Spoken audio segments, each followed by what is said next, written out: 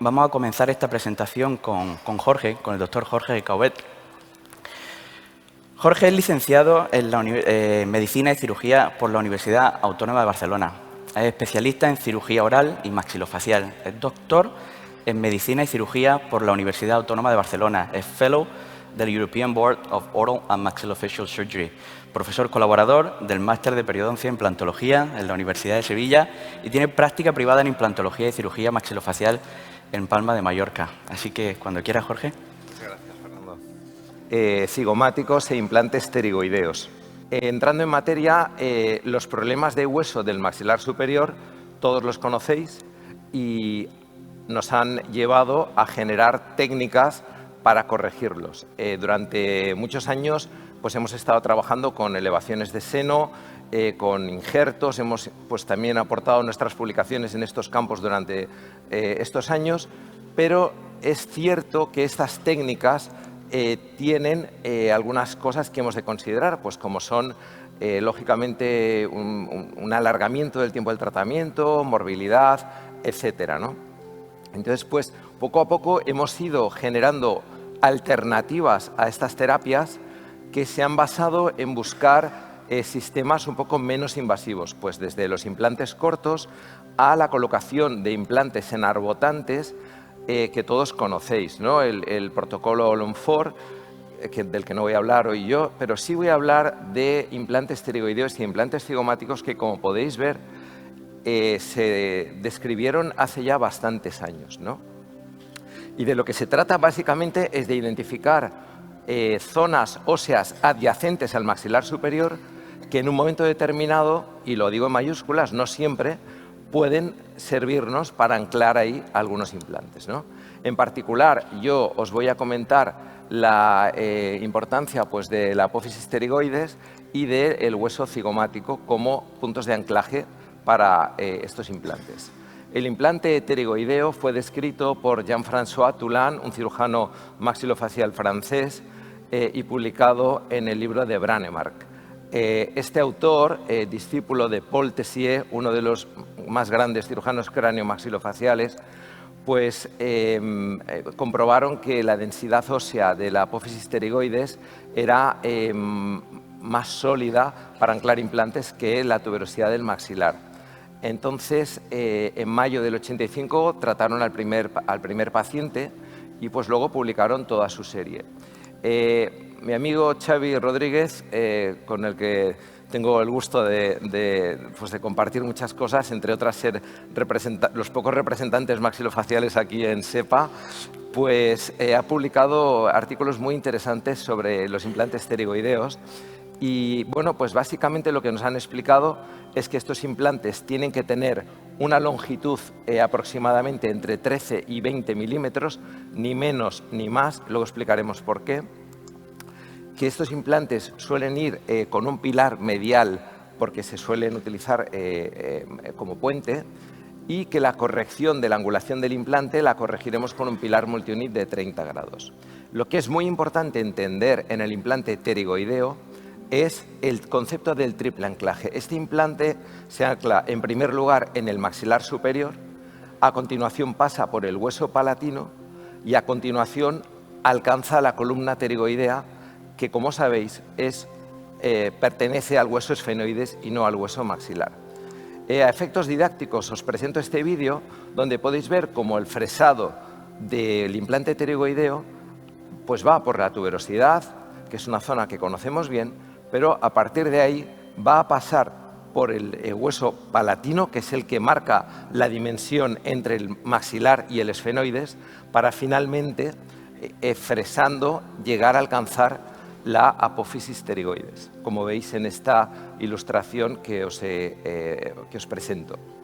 Bien, estos implantes, vuelvo al artículo de Xavi Rodríguez, pues lógicamente tienen unas connotaciones especiales, son más largos. Ellos en su serie, los implantes que han puesto más son de 15 y de 18 milímetros. Y también pues confirman este dato de que la columna esfenoidea tiene pterigoides tiene una densidad mayor que la tuberosidad, ¿no? ¿Y cómo se comportan estos implantes? Bueno, pues tenemos un estudio reciente donde nos da una tasa de osteointegración del 95,5 en superficie rugosa sobre un global de 911 implantes. Bien, ¿por qué decía antes que hay una longitud mínima y una máxima? Bueno, la mínima la habéis entendido muy bien, si no, no llegas a la pterigoides, si no pasas de 13, pero no deberíamos pasar de 20. ¿Por qué? Porque está la arteria maxilar interna que cruza la apófisis pterigoides. En la raza caucásica, no deberíamos pasar de 20 milímetros, en la raza oriental no deberíamos pasar de 15 milímetros. Entonces, esto es un trabajo interesante que se publicó en el 2016 y bueno, pues aquí podéis ver la arteria que conocéis todos y que en la elevación de seno a veces vemos, que es la arteria alveolar posterior superior, que es una rama de la maxilar interna, y la arteria palatina descendente, que los cirujanos maxilofaciales conocemos bien en cirugía ortognática. Bueno, algunas personas no diferencian bien lo que es un implante pterigoideo de un implante tuberositario y a veces vemos a alguien que te dice he puesto un implante en la pterigoides y realmente está en la tuberosidad. Para ilustrar esto os presento este caso de un paciente en el que fracasaron los puentes distales del maxilar superior y que resolvimos de la siguiente manera. En el lado derecho utilizamos un implante pterigoideo y en el lado izquierdo un implante tuberositario, apoyados con algunos implantes más cortos, y aquí os muestro la radiografía de control a los 7 años. Aquí podéis ver cómo en el lado derecho el implante está en la pterigoides y cómo en el lado izquierdo está en la tuberosidad, y este es un corte de TAC que muestra que el implante alcanza completamente la columna pterigoidea. Aquí podéis ver el control del paciente a los 7 años, donde vemos que hay un buen mantenimiento, donde vemos que hay una buena estabilidad de los tejidos y sobre todo donde vemos que hay opciones de rescate si algún día estos implantes fallaran. También podemos acceder a la pterigoides guiado, es algo que no es nada complicado, simplemente pues se trata de diseñar una guía que nos permita pues ya no tener que pensar tanto en estas inclinaciones y de alguna manera pues colocar el implante guiado en la pterigoides sin ningún tipo de problema. La verdad que es un implante que funciona muy bien, que resuelve muchas veces problemas y que nos gusta mucho. Y ahora quiero entrar un poco en el concepto del implante cigomático, que creo que da más que hablar. El implante cigomático lo describe Brånemark en los 80 para resolver pacientes oncológicos. Y Brånemark, al ver que este implante funciona, decide publicar y proponer un protocolo que era un protocolo con la idea de que en un paciente desdentado maxilar superior se pudieran colocar 2 implantes cigomáticos y 4 implantes anteriores, sin más, es decir, evitar elevación de seno, evitar injerto. ¿Qué ocurre? Pues que este protocolo no funcionó bien. ¿Por qué? Porque estas pacientes tenían unas prótesis muy abultadas que dificultaban la higiene, la fonética y además había un porcentaje importante de sinusitis. Esto hizo que el implante cigomático cogiera una cierta mala fama a principios de los 2000 y que mucha gente pues dejara de utilizarlo. No fue hasta el 2003 donde Thomas Balsi publica un artículo en el que recoge la resolución de un injerto de cresta ilíaca en un paciente con problemas, resuelto con 4 implantes cigomáticos. Y ahí nace una técnica que es en la que yo quiero realmente centrarme hoy con vosotros, que es el Cigoma Quad. Una técnica muy bien descrita por Rubén Dabó y Leslie David en las clínicas quirúrgicas de Norteamérica en el 2019, que consiste en colocar 4 implantes cigomáticos al paciente, de modo que hay 2 implantes que emergen a la altura de los incisivos laterales y 2 implantes que emergen a la altura de los premolares. Esta técnica ha sido completamente validada por la literatura y a efectos didácticos os he dividido la aparición de artículos referentes a ella en 3 bloques. Un primer bloque que es un bloque de aparición de la técnica, de descripción simplemente pues de supervivencia, de carga inmediata. Un segundo bloque donde ya empiezan a aparecer revisiones sistemáticas y metaanálisis, y un tercer bloque más reciente en el que además de revisiones sistemáticas y metaanálisis se incorporan ya técnicas nuevas como es la navegación, y donde finaliza pues, con un consensus de ITI, que es una manera un poco pues, de darle el visto bueno en el mundo científico a la técnica, ¿no? Realmente el implante se integra bien, es decir, aquí tenéis los datos, incluso es curioso que se integra mejor en carga inmediata que en carga diferida. y las prótesis sobre estos implantes también funcionan bien. En otro estudio magnífico publicado el año pasado, pues las prótesis sobre implantes cigomáticos también están muy bien validadas por la literatura. Por tanto, sabemos que esto funciona bien. Quizás esta para mí es la diapositiva más importante de todas las que voy a presentaros. ¿Cuál es la indicación para el implante cigomático? En nuestra opinión, y coincido con el artículo de Waldemar Polido, la indicación es la atrofia maxilar extrema. Y ese es un punto al que me voy a referir continuamente durante mi presentación. Consideramos que esta es la indicación principal. Por tanto, y coincidiendo con el consensus de ITI, nuestras indicaciones van a ser casos de atrofia maxilar extrema, casos de fracaso de implantes axiales por perimplantitis devastadoras, que cada vez vemos más, y en esos casos la recolocación de implantes axiales resulta muy complicada. Y, lógicamente, pues los cirujanos maxilofaciales también tenemos pacientes oncológicos o pacientes que han tenido problemas en la zona del maxilar, como fisuras, para poder también tratar. La buena noticia es que en todos ellos, o en casi todos ellos, podemos hacer carga inmediata a las 24 horas. Y esto es un dato realmente muy relevante y que a los pacientes les cambia la vida. Si me preguntarais, ¿esta técnica qué le pondrías tú en la carta a los Reyes Magos que quieres que tenga? Pues yo empezaría diciendo, y más en un foro como es SEPA, que tenga un background científico potente, lo primero que le pediría. En segundo lugar, y también haciendo aquí un guiño a mis amigos periodoncistas, diría pues que tenga buena capacidad de mantenimiento, que sé que estáis esperando que los implantes cigomáticos no se pueden mantener bien. Pues yo le pediría a los Reyes en mi carta que se puedan mantener bien. Y a partir de aquí, pues le pediría que pueda incorporar todas las herramientas de las que disponemos hoy en día de planificación digital, pues la impresión de biomodelos para poder simular las cirugías en directo, la posibilidad de hacer planificación con STLs dentales, que nos permitirían tener una máxima precisión quirúrgica, una cirugía poco invasiva, tener emergencias de nuestros implantes lo más estéticas y lo más higiénicas posibles, con la utilización de pilares rectos y no angulados. Y también le pediría que tuviera un implante que me permitiera que me adaptara yo con él a la situación del paciente y no que el paciente se adaptara al implante, ¿de acuerdo?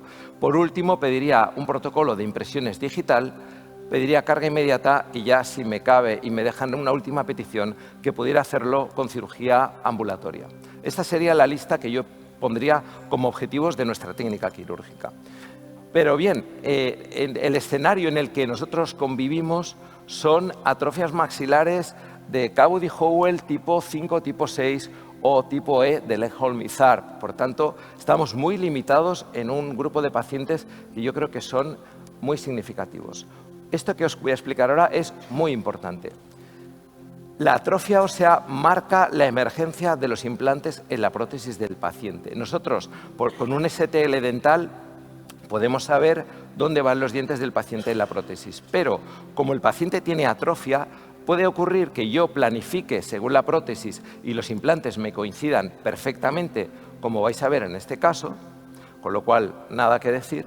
Pero puede ser que poniendo los implantes igualmente en el hueso, en el mismo sitio, cuando yo superpongo un STL dental, mis implantes salgan mucho más palatinos y mucho más posteriores debido a la atrofia del paciente. Este es un dato que hay que conocer y que es importante. ¿Por qué? Porque me va a permitir, por un lado, poder rehabilitar al paciente directamente, pero también en algunos casos veréis que tenemos que asociar o bien un injerto o bien una cirugía ortognática, aunque os tengo que decir que la mayoría de pacientes los hemos rehabilitado directamente. Bien, quiero entrar en presentaros algunos casos clínicos. Lorena es una paciente oncológica, una paciente que nos vino a ver tuvo una mala y buena suerte, tuvo un carcinoma de Cavum, se trató con radioterapia y se curó. La desgracia fue que, secundario a la radioterapia, desarrolló un osteosarcoma maxilar. Mis compañeros maxilofaciales de Oviedo la operaron y brillantemente le hicieron una maxilectomía total y una reconstrucción de todo el techo de la boca con tejido blando y le salvaron la vida. La paciente, libre de enfermedad, pues fue objeto de estudio por nuestra parte para ver si podíamos hacer algo en cuanto a darle función a su boca. Podéis ver a la paciente con el colgajo microvascularizado que tenía, y lo que hicimos pues, fue estudiar. En este momento estábamos en una época en la que el implante, la longitud máxima que teníamos era de 52,5 milímetros. Mi miedo era, colocando los dientes del paciente en la posición que tocaba, no llegar a alcanzar los malares de modo bicortical. Entonces lo que hicimos fue esta simulación, colocando la oclusión de la paciente donde tocaba, y vimos que sí, que perfectamente podíamos llegar a los malares. Este es el biomodelo donde podéis ver la ausencia de maxilar. Aquí el equipo quirúrgico formado por 3 cirujanos maxilofaciales que operamos a la paciente en Oviedo y el dentista que hizo la rehabilitación. Bueno, pues la dificultad del caso era que, como el colgajo tenía una anastomosis central, no me dejaron hacer una incisión arciforme, sino que tuve que hacer unas incisiones verticales para alcanzar el malar por ellas. Aunque el colgajo ya era autónomo, intentamos pues, evitar el sangrado de esta manera. Lo conseguimos, colocamos los implantes, se tomaron impresiones durante la propia cirugía, y aquí podéis ver la radiografía de control y la prótesis de carga inmediata colocada a la paciente a las 24 horas. Una paciente pues, que 7 años después, ya con su prótesis definitiva, sigue libre de enfermedad y disfrutando de una buena función. Si yo aquí analizara de los objetivos iniciales cuáles he cumplido, pues he cumplido bastantes. Todavía me faltaban algunos por llegar. Seguimos avanzando en el conocimiento de nuestros implantes, y el caso de Jaime fue un caso que nos hizo replantear de nuevo la situación. Jaime es un paciente que a los 18 años tuvo un accidente de moto y severísimo, con secuelas cerebrales, perdió prácticamente todos los dientes, y la familia me vino a ver contándome pues, que Jaime llevaba una prótesis removible que perdía.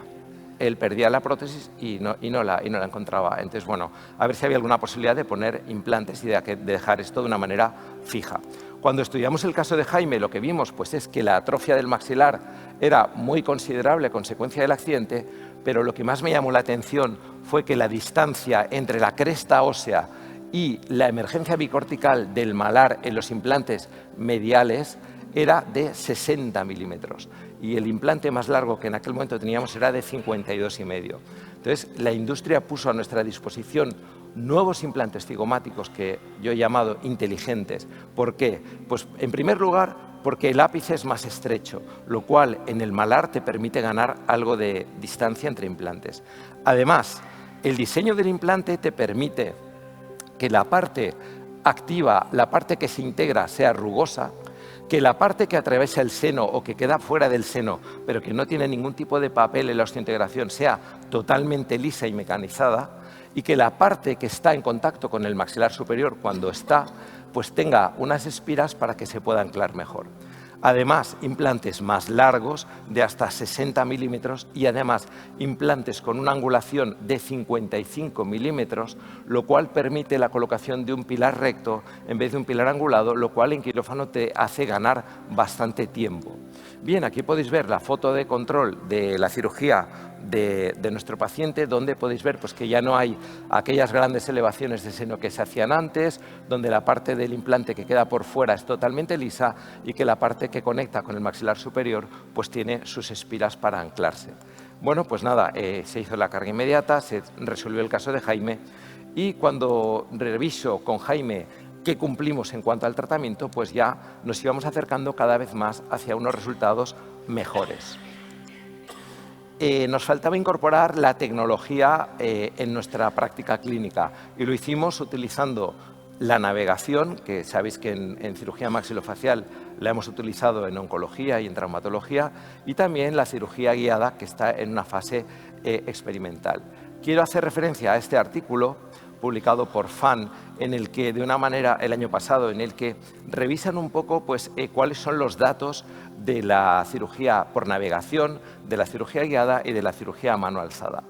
Y lo primero que te llama la atención de este artículo es que los rangos, y esto lo hablaba ayer con el doctor Jacobo Somoza, los rangos de error siguen siendo importantes, y solo se puede hablar de precisión, y esta es la palabra que utiliza, el adjetivo calificativo que utiliza el artículo es aceptable, con la dificultad en las tres, con la dificultad en la navegación de la aparatología, con la dificultad en la cirugía guiada, de que la mayoría de estudios son in vitro, no hay estudios in vivo potentes.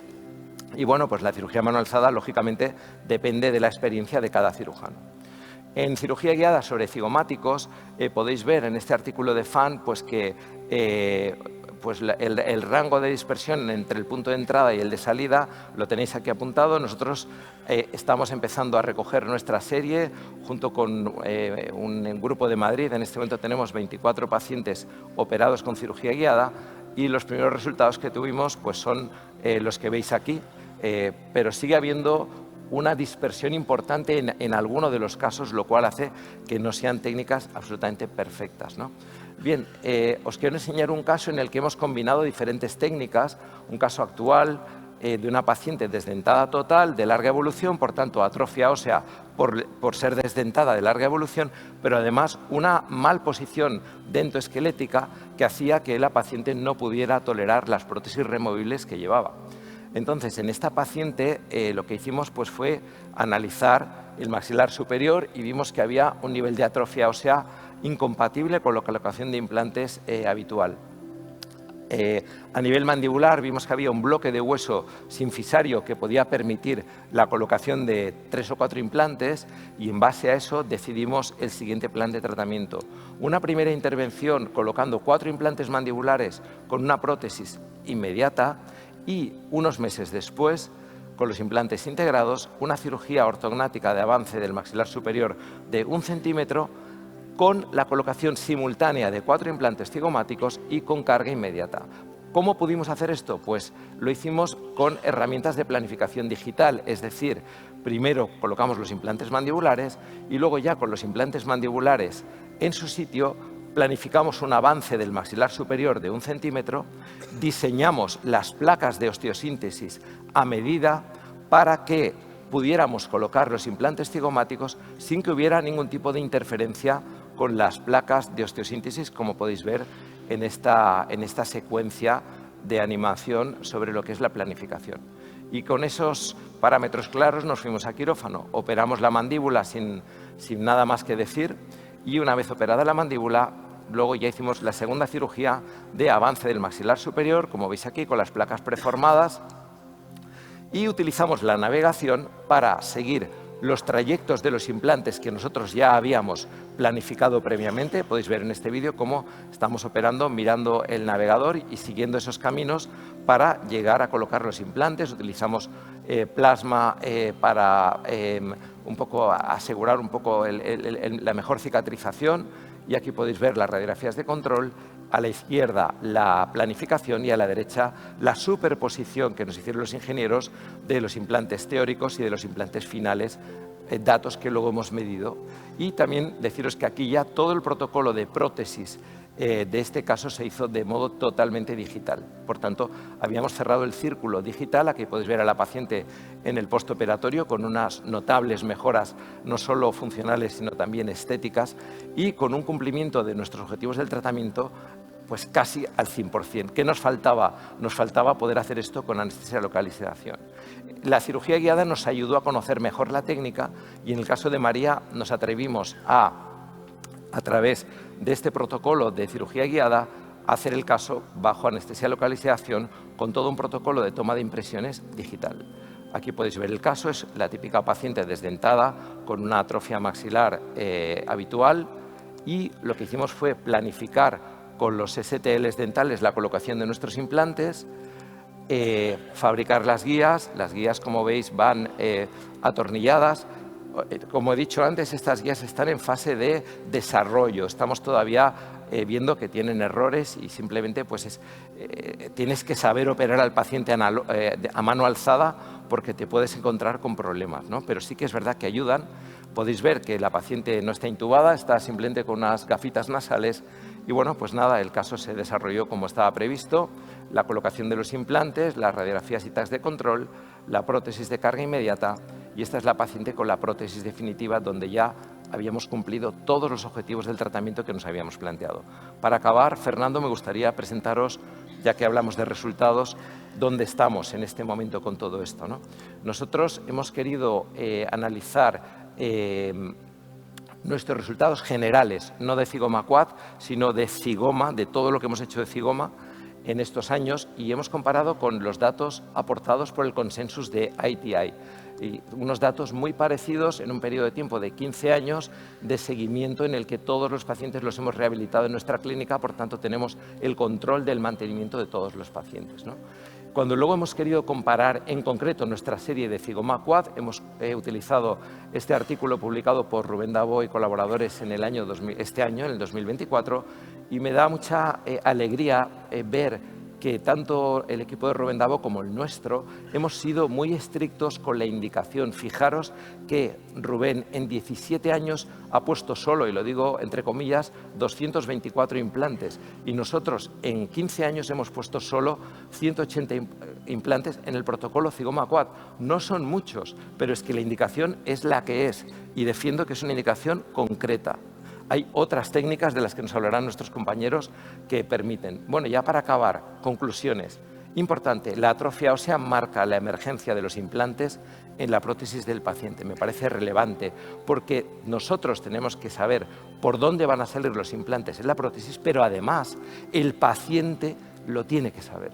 Y al paciente le tienes que ofrecer, ¿qué quieres? ¿El implante más en palatino o más en vestibular? Cada uno tiene sus ventajas y sus inconvenientes. Lo podemos discutir después. La prótesis, muy importante, debe ser compatible con el mantenimiento. Nosotros hacemos un mantenimiento personalizado a todos los pacientes. Y por último, y lo más importante, el tratamiento debe estar centrado en el paciente, no en nuestro beneficio, sino en el beneficio del paciente. Con esto acabo. Muchísimas gracias por vuestra atención. He intentado mantener los 22-23 minutos que pactamos y, bueno, pues muchas gracias a todos por estar aquí.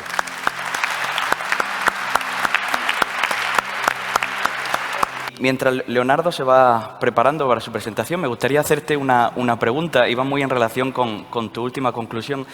Y es que, como sabemos, llevamos días hablando de qué tan crítico es el posicionamiento ideal de los implantes. Hemos aprendido durante los últimos años cómo es uno de los grandes factores a la hora de afrontar la perimplantitis, esos factores locales contributivos, incluyendo, por supuesto, la posición. Y sabemos que con este tipo de casos, como tú bien comentabas, a ti te gustaría tener una lista de los Reyes Magos, pero muchas veces no somos capaces, por diferentes motivos, de completar esa lista. ¿Cómo afrontas estos casos en los que sabemos, como tú explicabas en la última diapositiva, que la emergencia del implante no va a ser tan ideal como nos gustaría, y cómo es tu protocolo de mantenimiento para prevenir infecciones y posibles complicaciones en el medio y largo plazo? Muy bien, Fernando, gracias por la pregunta, es muy apropiada. Yo creo que si tenemos que elegir entre una posición, porque eso sí se puede elegir, un poco más hacia palatino, donde voy a tener más protección de una encía queratinizada más potente, que ir más hacia vestibular, que es un poco una moda. Hay mucha gente que habla de, yo pongo el implante en donde va el diente, pero es que en el paciente atrófico el diente va muy adelante con respecto al hueso. Eso que en teoría es muy bonito y muy tal, en la foto, luego en la práctica clínica, nosotros llevamos 15 años de seguimiento, genera problemas, no se pueden negar. Yo en la serie he presentado nuestra incidencia de recesiones, estamos en torno a un 6%, es decir, eso existe. Por tanto, si hay que elegir, yo creo que es mejor, el paciente acepta muy bien que la prótesis, que el implante salga un poquito más hacia palatino y de esta manera evitar problemas mucosos. Lógicamente, la lengua del paciente en algún momento te va a decir, oye, me noto esto, pero es que estamos hablando de pacientes con atrofia extrema. Por eso yo defiendo el Zygoma en modo caso extremo. Bueno, muchísimas gracias. Muchísimas gracias, Jorge.